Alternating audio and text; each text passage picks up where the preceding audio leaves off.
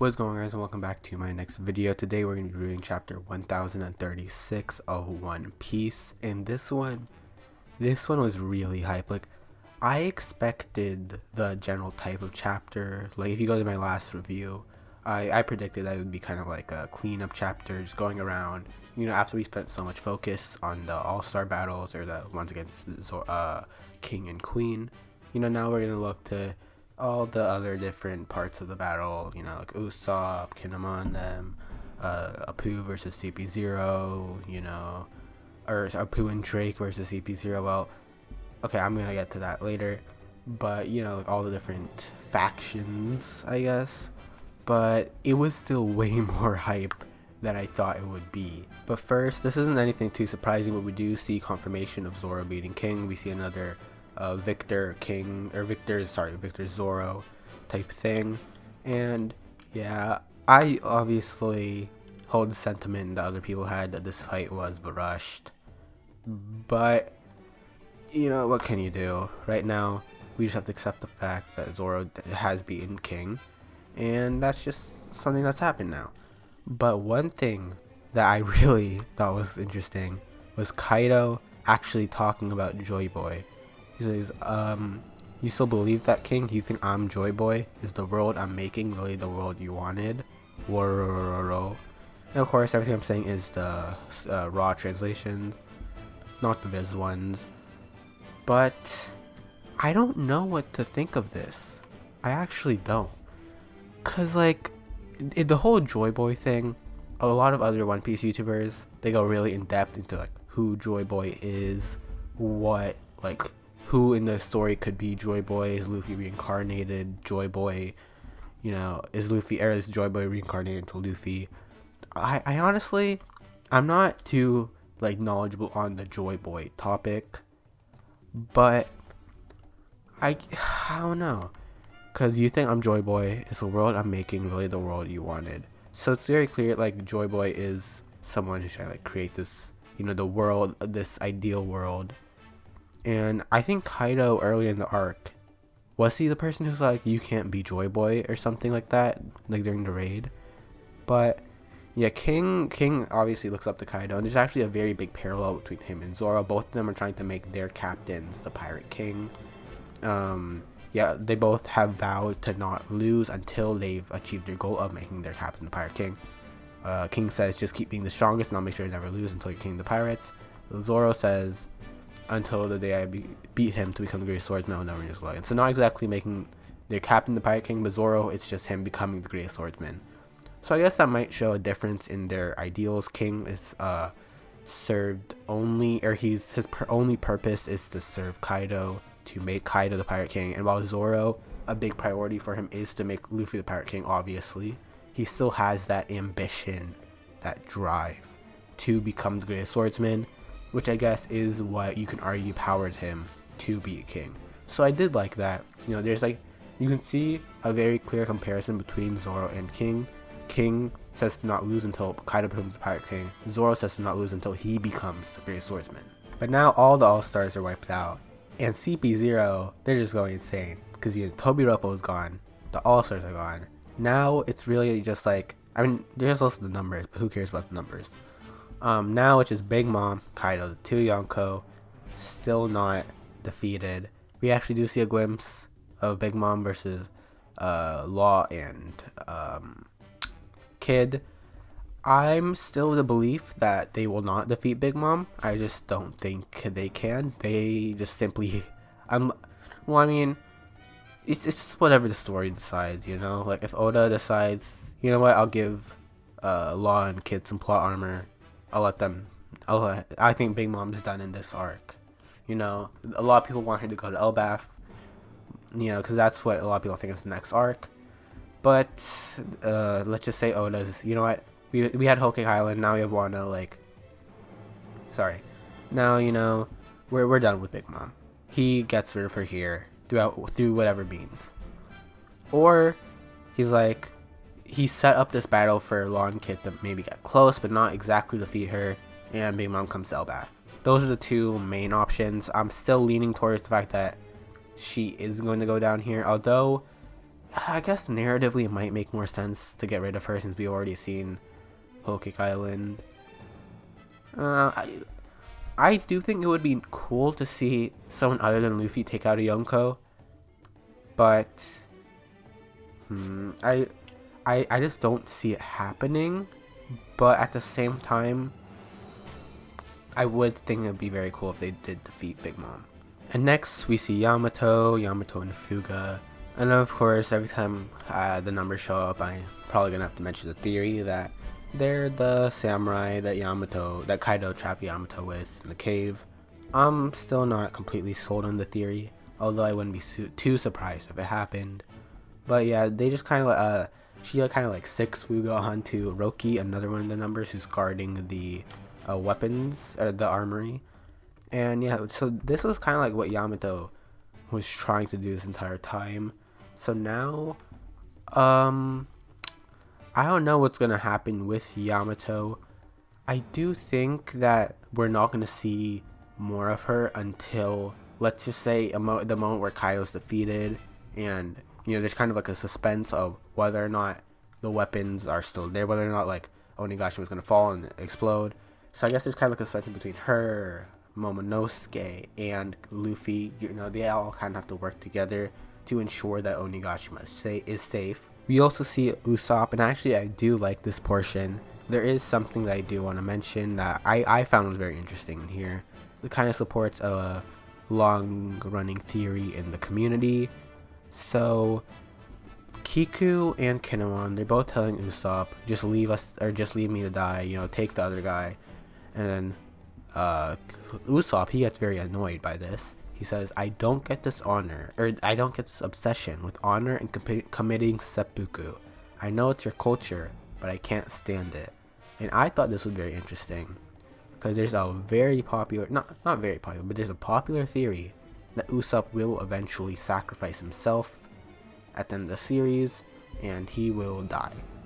And one of the reasons for this is because Usopp has a seemingly greater connection to sacrifice than a lot of the other characters. Like when Pell died, I think they gave him like an extra panel or something, a reaction. They showed his reaction more than the others. During Zoe, he's the one who's like, wait, why are you guys you guys could have died. Why would you sacrifice yourselves like that? Why would you willingly, do that? So he seems to throughout the entire series, he just doesn't understand the concept, and not the concept, but he doesn't understand why people would sacrifice themselves. So I guess it could be his character arc to eventually learn, you know what, I'm gonna sacrifice myself. I'm gonna make Luffy the Pirate King, and to do that, I need to sacrifice myself. And in what's it called, Little Garden, he does say, if I'm alone on an island, I can't remember the exact line. If I'm alone on an island dying, I want to be able to say, or if I'm able to say I'm Usopp, the brave warrior of the sea, I'll still be happy, or something like that. So he does. It's not like he has that problem with death. He just wants to become a brave warrior of the sea first, and maybe to do that, I think sacrificing yourself is a pretty good way to be seen as a brave warrior of the sea. So yeah, now we get this thing where he's talking about committing seppuku, obsession. He doesn't get it, and maybe eventually he will. And of course, Izo saves them, and I actually like this moment where she's like, go, or keep them safe, God Usopp. And then we see Usopp kind of swooning, just because, so this major character, one of the members of the Whitebeard crew actually knows of him. And then we see Raizo versus Fukurokuju. And let me tell you, when I saw this, I just went like this. I was like, Raizo versus Fukurokuju. Why did Oda keep it so long until we see them? This is a great place to put their fight, because, this is a very clean up chapter showing where everyone else is. And I was like, okay, so maybe he's going to end it right here just very quickly, either Raizo gets wiped out, Raizo gets beaten, or Fukurokuju gets beaten, whatever. No, he does it for a page. Just one, not even a full page, 3 panels. Well, I guess technically 4. Where Raizo has a paralysis thing on Fukurokuju, And then he's like, and then Fukurokuju's like, well, the fire's gonna get you. And he's like, oh, the fire's not gonna get me. I'm Odin's retainer. That fire can't make me sweat or whatever. But like, it feels like it doesn't really feel like we've made progress there. And Orochi versus Komurasaki. Nothing really happens here. It's just like Oda kind of just like telling the readers like, hey, these guys are still here, right? You just kind of like reminding them, oh yeah, Raizo and Fukurokuju's here. Just like keep that in mind. Orochi and Komurasaki's here. Keep that in mind. Or I'm assuming Hiyori. If it is Toki, I don't think it's Toki, especially because Orochi was like, play the song I like, and then Komurasaki was like right away. So like, I feel like Hiyori is the only one who would know that song. So I don't think it's Toki. And then we get Apoo and Drake versus CP0, except now it's just the battle's over. Probably Apoo and EB run away after seeing that Drake and the other number, I don't see his name here, but basically Drake is like absolutely obliterated. I actually really like this panel of Drake just on the ground, lifeless. Like he just looks like he looks gone, He looks absolutely destroyed. It just seems so unnatural. I feel like it's just so brutal. But yeah, him and the number, they're both, they're both defeated. The CP0 agent does mention that he was a handful, and I'm honestly not upset about this fight being off-screened. I think if there was a fight off-screen, this would be a good one to do so, just because it was a very one-sided battle. As you can see, Drake did say he was, the CP0 agent did say he was a handful, but still, Drake is like on the floor, Apoo's running away, and the CP0 agents are relatively not harmed. But of course, this does support what I was saying earlier. I never thought that Apoo and Drake, well, I did say that there was a chance, but I didn't think that Apoo and Drake would take down CP0. I thought it would be Brook and Robin. They get caught up to Brook and Robin, and they have a fight. But there is something very interesting. CP0 gets like a message saying that the altars have been wiped out, and that they need to get out of the castle carefully, and that if the alliance does succeed, if the raid doesn't fail, they have to prepare for that. And I'm actually not sure what they're gonna do now, cause are they actually just gonna like leave the castle, just like dip after all this? Cause I feel like Nico Robin's just such an important character that I think they're just gonna have to like risk it, like just take the risk. They need to get Robin. I mean, cause like the Marines are outside. They're like right outside Wano, ready to come in if Luffy or if Kaido falls.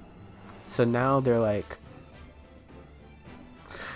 maybe is CP0 worried that the alliance is gonna take them out? I don't know, cause they were always preparing for the possibility of Kaido getting defeated, because that's why all the ships are outside. So, I'm interested to see what's gonna happen. But this part was very hype though. The odds of this new generation winning are 1,000,000 to 1, but we need to be ready if they somehow pull off an upset.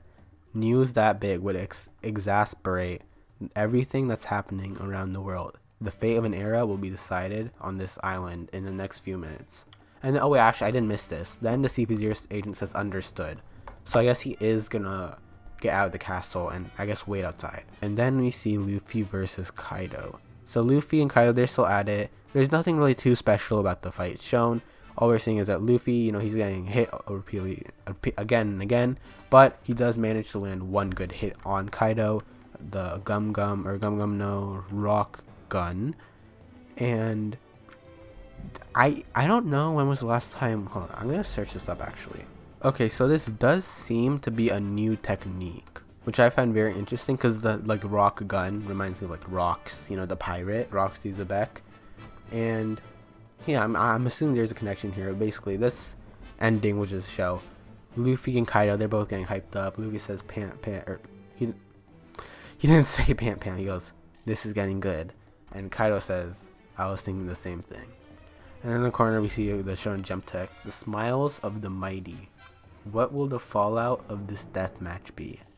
Which is just so hype. I'm I'm so excited to see where this is gonna go. For some reason, like before, when Luffy in like 1026, when he did the sky splitting, I didn't feel it was earned. But for some reason now, I'm feeling. I guess because we haven't seen him in a while, that's been some time since like we saw Luffy kind of fight. That it feels like Luffy has improved. But, like it just feels more earned to me for some reason. That Luffy is just able to stand up to Kaido now. Maybe because we haven't like seen Kaido's feats in a while. But I mean, Kaido, I think Luffy is just like his resilience, his just like continuing to bounce back. It's just a major theme of his character, you know. Back in Davy Back fight, you know, there's like a big thing of Luffy. Just he kept on getting back up and up again, and it's like it's happening the same thing here. Not to compare Foxy and Kaido, but I do think there's like some similarities to their fight where in that fight Luffy had to keep continuing getting back up and up, and in this fight Luffy's gonna have to just has to keep getting up. You know, he has to just like keep going, and then eventually Kaido will be defeated, I guess. But yeah, I'm very excited for what the future is. I don't know when the next chapter is gonna be, but I'll make sure to be updated on that, so I'll know when to make a video. But yeah, thank you guys for watching. Oh wait, I didn't do my predictions. So I actually did check the video before I started recording. My prediction was Apoo and Drake versus CP0, which we did see. And then my next one, I'll just do Luffy versus Kaido, because I do think we are going to see more of them next chapter. But yeah, thank you guys for watching. Let me know in the comments what you think of this chapter. I really enjoyed it. I really enjoyed it. And yeah, subscribe, like, all that stuff, and I'll see you guys next time. Bye.